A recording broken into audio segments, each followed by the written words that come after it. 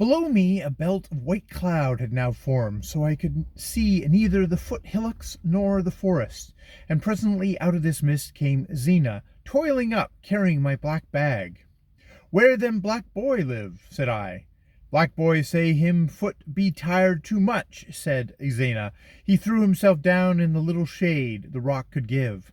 I took a cupful of sour claret out of the bottle in the bag and told Zena to come on up as soon as he was rested, and meanwhile to yell to the others down below and tell them to come on. Zena did, but sadly observed, "Softly, softly still hurts the snail," and I left him and went on up the mountain. When I got to the top of the rock under which I had sheltered from the blazing sun, the mist opened a little, and I saw my men looking like so many little dolls. They were still sitting on the hillock where I had left them. Buea showed from this elevation well. The guard-house and the mission houses, like little houses in a picture, and the make of the ground on which the Buea station stand, came out distinctly, as a ledge or terrace extending for miles north-northeast and south-southwest. This ledge is a strange-looking piece of country, covered with low bush, out of which rise great isolated white-stemmed cotton trees. Below and beyond, this is a denser band of high forest, and again below this stretches the vast mangrove swamps fringing the estuary of the Cmrrns, Mungo, and Bimbia rivers. It is a very notable view, giving one an example of the peculiar beauty one ofttimes gets in this West African scenery, namely, colossal sweeps of color.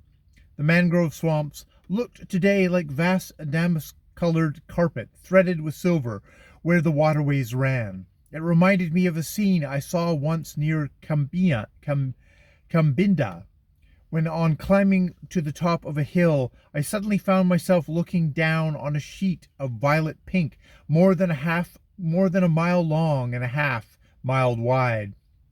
This was caused by a climbing plant having taken possession of a valley full of trees whose tops it had reached, and then spread and interlaced itself over them to burst into profuse, glorious, lambern-shaped bunches of flowers. After taking some careful compass bearings for future use regarding the Rumbi and Oma range of mountains, which were clearly visible and which looked fascinatingly like my beloved Serra del Crista, I turned my face to the wall of Mungo, continued the ascent. The sun, which was blazing, was reflected back from the rocks in scorching rays, but it was more bearable now because its heat was tempered by a bitter wind. The slope becoming steeper, I gradually made my way towards the left until I came to a great lane, as neatly walled with rock as if it had been made with human hands.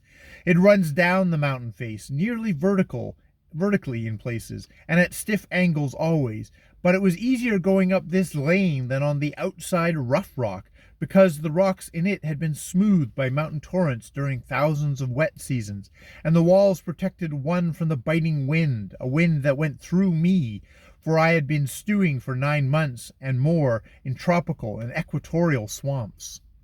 Up this lane I went to the very top of the mountain wall, and then, to my surprise, found myself facing a great hillocky, rock-encumbered plain, across the other side of which rose the mass of the peak itself, not as a single cone, but as a wall surmounted by three being evidently the highest among them.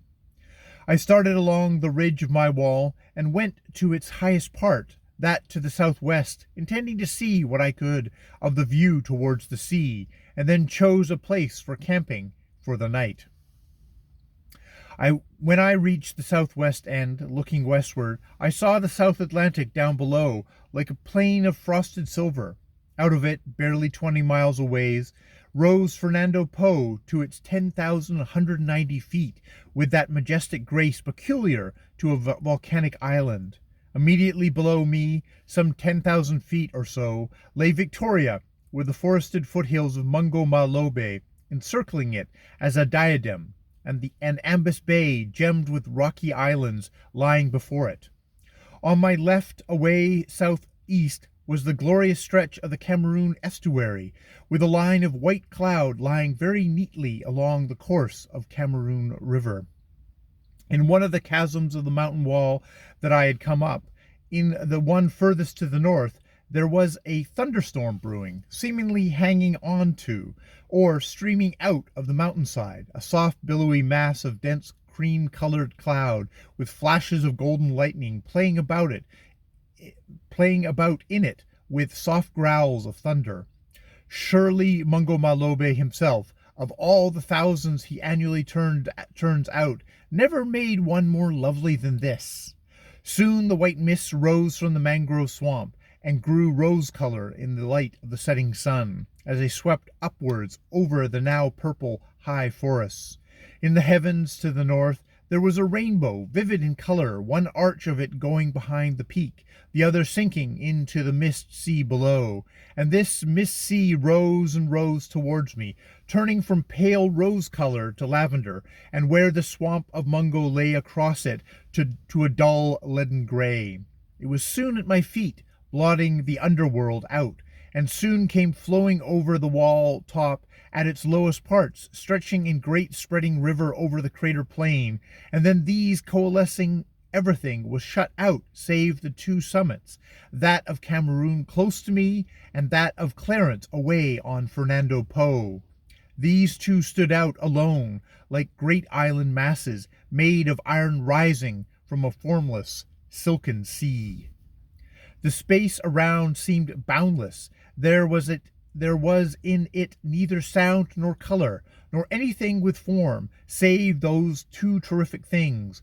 It was like a vision, and it held me spellbound, as I stood shivering on the rocks, with the white mist round my knees, until into my wool-gathering mind came the memory of those anything but sublime men of mine, and I turned and scuttled off along the rocks like an agitated ant left alone in a dead universe.